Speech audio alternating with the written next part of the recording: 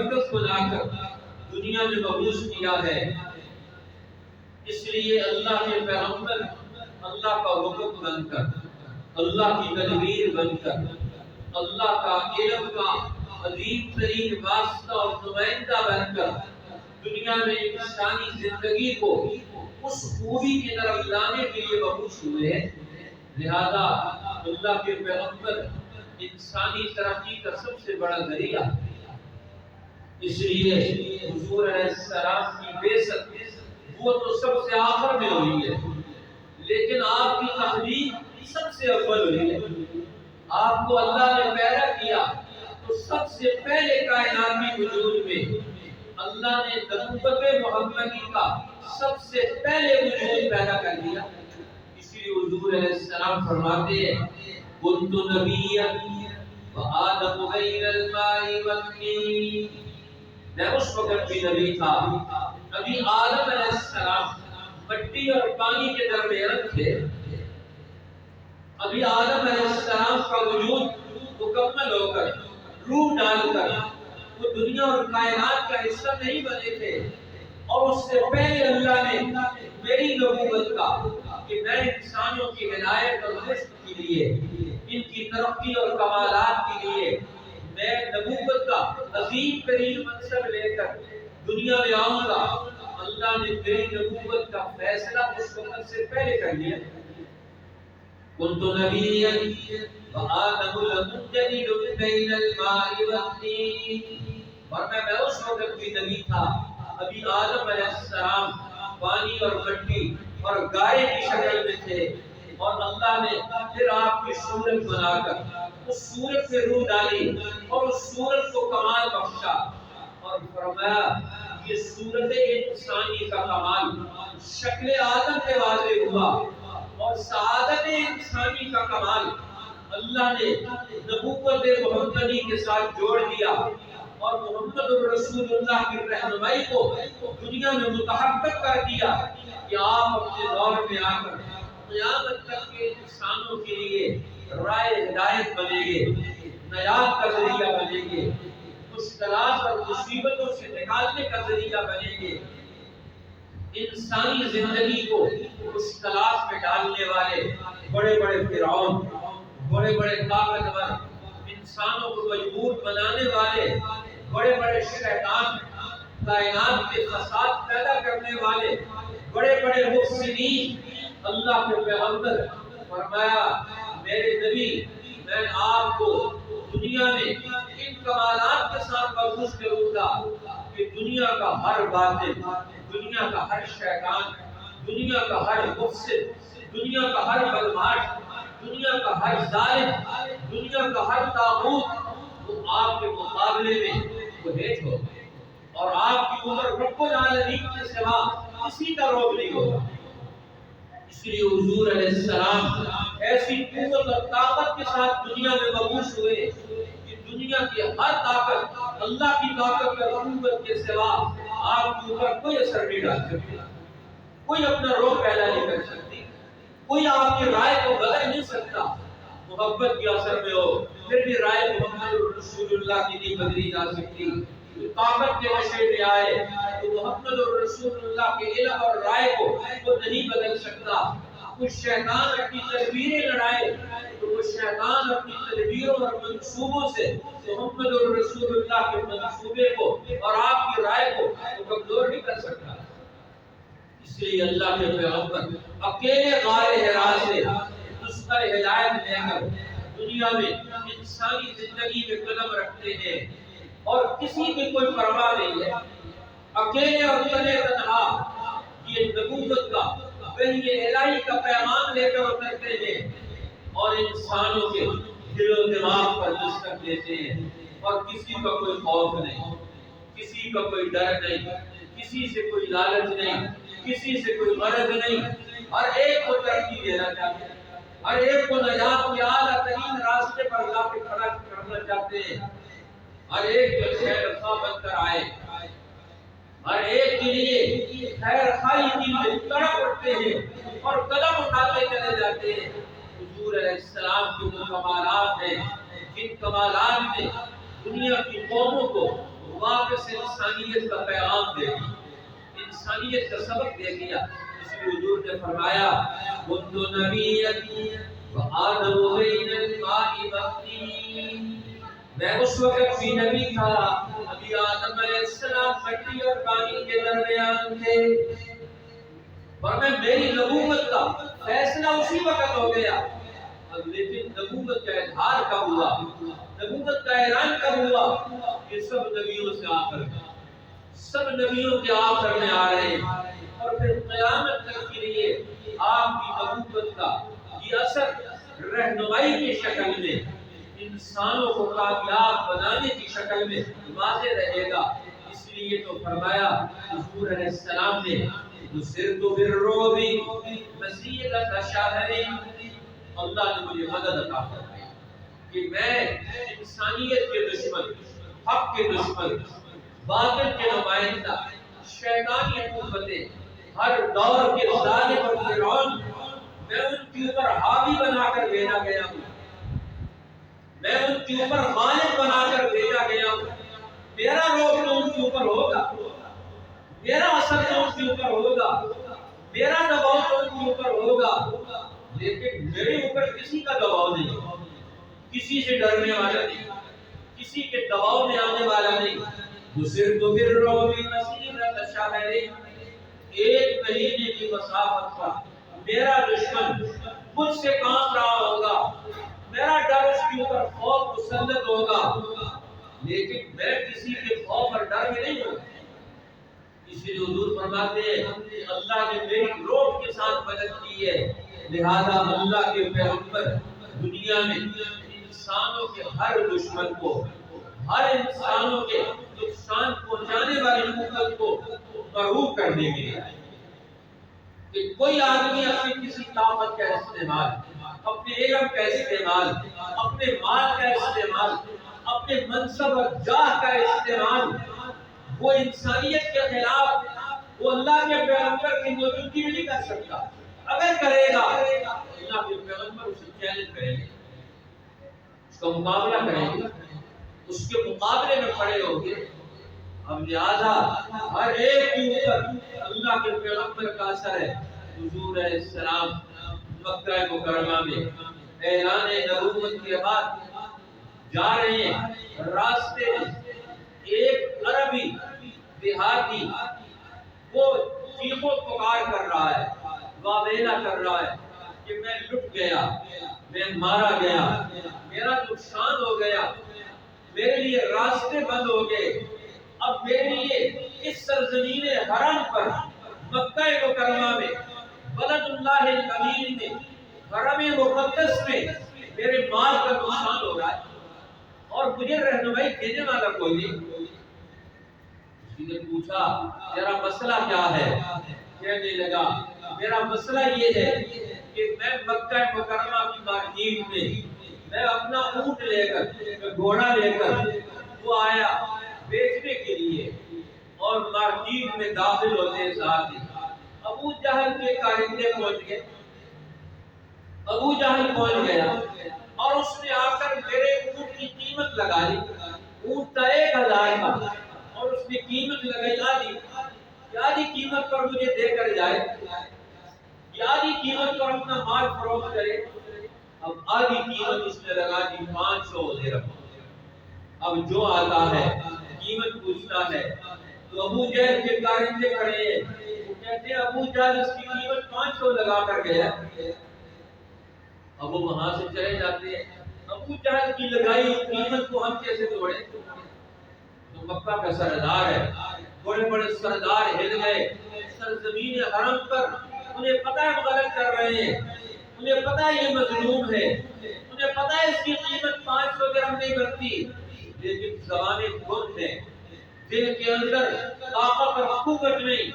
دماغ شل ہو گئے ابو جہل کی طاقت کے مقابلے میں کہ یہ مکہ کا سردار ہے، جس کی روح، اس کا روب اور اس کا دبدبہ اور حکومت ہے، لہذا ہم کیسے اس کے مقابلے میں کھڑے ہو جائیں؟ ہر ایک کہتا ہے یہ ہمارے بس کی بات نہیں، ایک مجلس میں جاتا ہے، دوسری مجلس نبی کے سردار کی اس میں جاتا ہے، تیسری میں جاتا ہے، چوتھی میں جاتا ہے، 5 5ویں مجلس میں جاتا ہے، 6ٹھی مجلس میں جاتا ہے، لیکن غریب کی قیمت، اس کے مال کی قیمت ایک مالدار اپنی مرضی کے مطابق لگاتا ہے، غریب اپنے مال کی قیمت لگا نہیں سکتا اس منڈی میں۔ ابو جہل کی منڈی ہے، یہ ابو جہل کا بازار ہے، یہ ابو جہل کے غلبے کا بازار ہے، لہذا اب اس میں منڈی میں کوئی اس غریب کے مال کی قیمت نہیں لگا سکتا صحیح قیمت۔ آج بھی وہی حال ہے، ایک غریب وہ کسان محنت کش اللہ اناج اگا کر، سبزیاں اور پھل اگا کر، جب وہ محنت کر کے فصلیں اگا کر مارکیٹ میں لاتا ہے، کہتے ہیں مارکیٹ میں تو قیمت نہیں لگا سکتا، مارکیٹ کی قیمت کوئی اور لگائے گا، نہ اس کا پیسہ ہے، نہ اس کا خرچہ ملتا ہے، نہ اس کی آمدن ملتی ہے، نہ اس کی محنت ملتی ہے، نہ اس کی کھاد ملتی ہے، نہ اس کی کوئی اور مزدوری اسے ملتی ہے۔ کونے کونے گاؤں میں آج بھی اس غریب کے مال پر قبضہ کر لیا جاتا ہے۔ ایسا نظام بنا دیا گیا ہے نیچے سے لے کر اوپر تک کہ غریب بول بھی نہیں سکتا کہ میرے مال کی کیوں قیمت لگائی جاتی ہے، وہ آواز بھی نہیں لگا سکتا۔ وہ مکہ کا غریب بدو وہ آواز پر لگاتا ہے، وہ سرزمین حرم پر کعبۃ اللہ کے اندر لگی ہوئی ہر مجلس میں پہنچتا ہے اور اپنے حق کے بارے میں وہ دہائی دیتا ہے، آواز لگاتا ہے، ارے کہتا ہمارے بس میں نہیں، تم فلاں جگہ چلے جاؤ، دوسری مجلس میں، تیسری مجلس میں، چوتھی مجلس میں، ساری مجلسوں میں گھوم گیا۔ آخر میں کسی نے کہا جہاں مکہ میں ایک نوجوان ہے جس کا نام محمد صلی اللہ علیہ وسلم ہے، یہاں بڑے بڑے حکمران، یہ بڑی بڑی مجلسوں والے، یہ بڑی بڑی پگوں والے،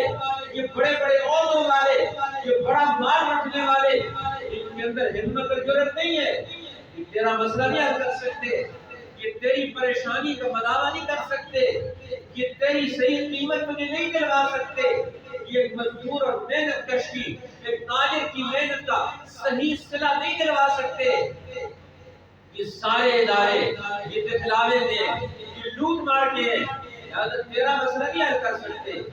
مکہ میں مجلسیں لگی ہوئی ہیں، وہاں بڑے بڑے سردار بیٹھے ہوئے ہیں، بڑے بڑے عہدیدار بیٹھے ہوئے ہیں، لیکن غریب کا مسئلہ نہیں حل کر سکتے، کسی پریشانی سے اسے نکالنے کا پروگرام ہی نہیں ہے ان کے پاس، پروگرام ہے تو ہمت اور جذبہ اور ارادہ ہی نہیں ہے ان کے پاس، وہ خوف میں روب اور دبدبے میں وجود کے پاس پہنچتا ہے کہ محمد، آپ نے فرمایا جب بھائی بتاؤ کیا کام ہے تمہارا، کیا مسئلہ ہے تمہارا، کیوں پریشان ہو کیوں تم پریشانی میں ہو؟ کہنے لگا میں تو مارا گیا مکہ کی مارکیٹ میں، یہاں مال کا قیمت کا تعین وہ چیز کی قیمت اور خرچے کے اعتبار سے نہیں ہوتا، یہ تو ابو جہل کی رائے کے اعتبار سے ہوتا ہے۔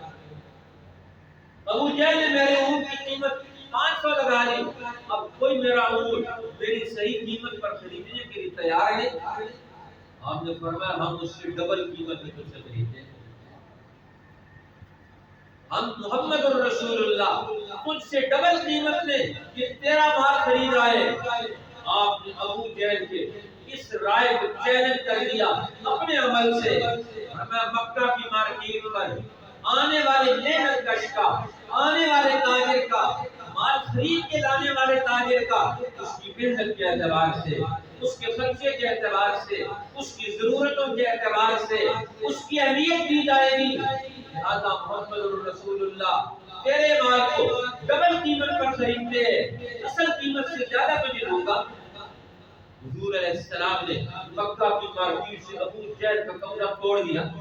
اپنا ایک خریداری کا ایک فیصلہ کر کے۔ اس لیے تو اللہ کے پیغمبر فرماتے ہیں کہ میں تمہارے اندر انسانی اخوت اور محبت کا پیغام لے کر آیا ہوں، میں انسان کو ذلیل نہیں ہونے دوں گا، میں کسی انسان کو بھیک ریٹی ہونے دوں گا، میں کسی محنت کش کو کسی انسان کے ہاتھ کے نیچے غلام نہیں ہونے دوں گا۔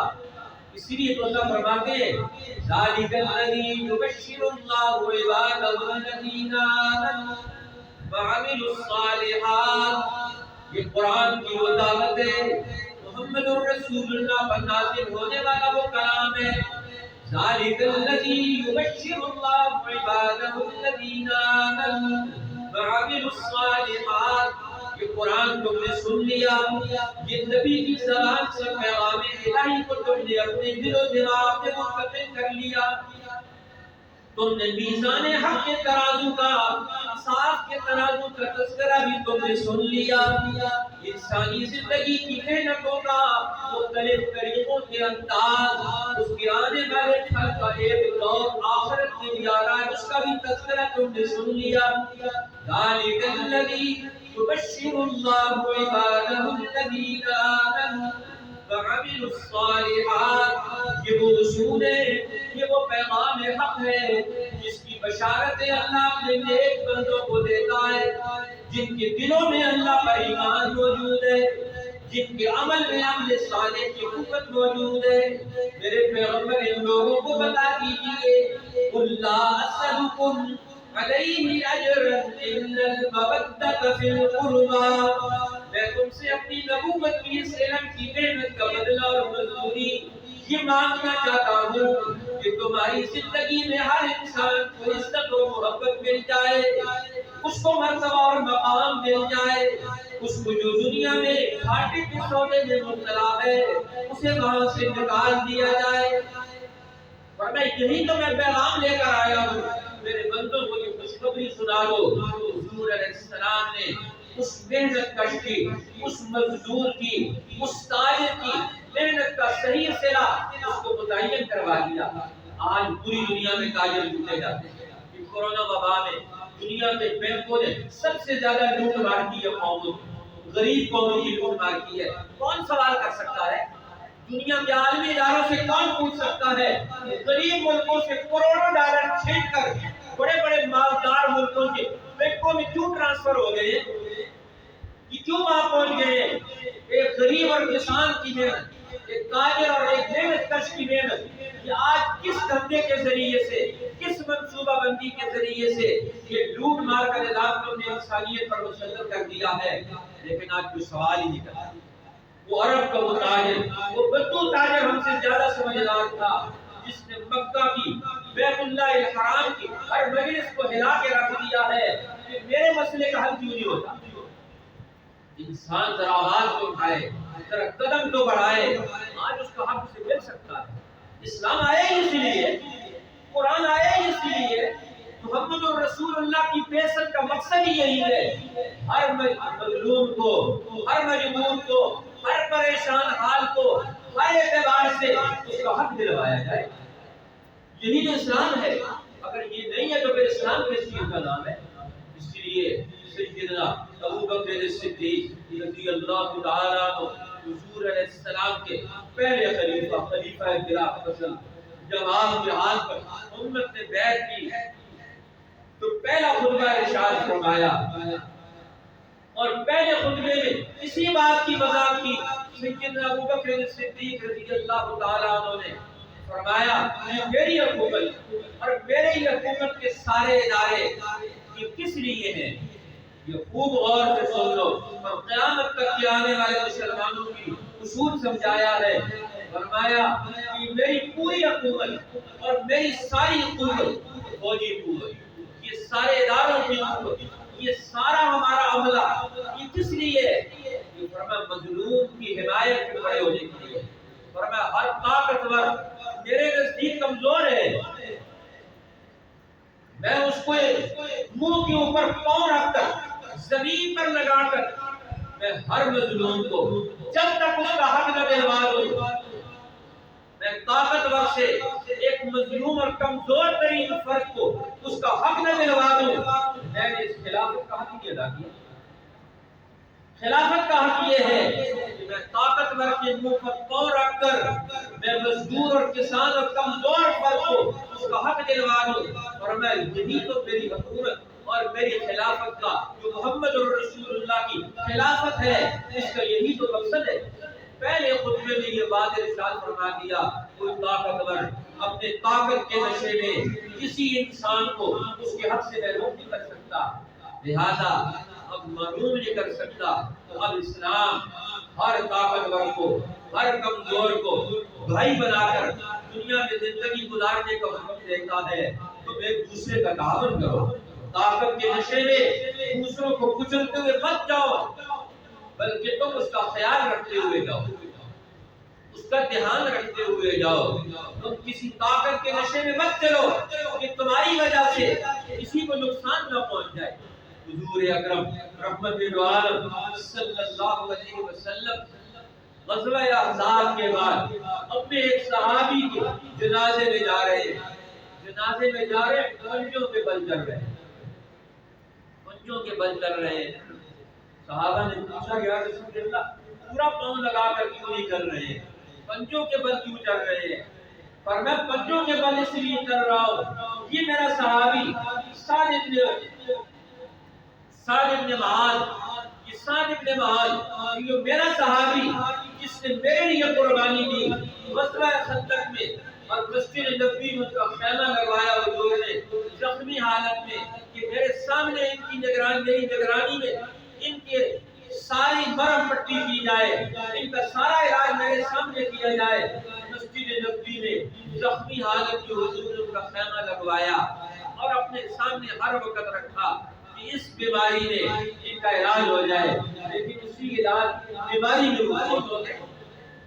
اللہ سے انہوں نے دعا مانگی تھی، حضور نے فرمایا کہ نزل عرش الرحمن لموت سعد بن معاذ، عرش رحمان، رحمان کا عرش بھی